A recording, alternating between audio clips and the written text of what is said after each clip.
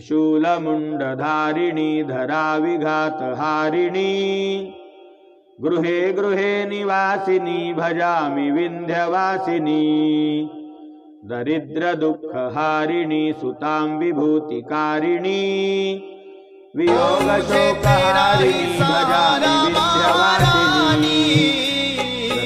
तेरा ही सहारा महारानी चरणों से लिपटा कपालशूलधारिणी भजामि विन्ध्यवासिनी सदौमुदा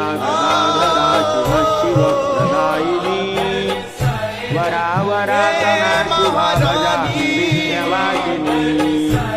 असीन्द्रजामिनी प्रदं त्रिवास्यरूपधारिणी जले तले निवासिनी भजामि विन्ध्यवासिनी विशिष्टशिष्टकारिणी विशालरूपधारिणी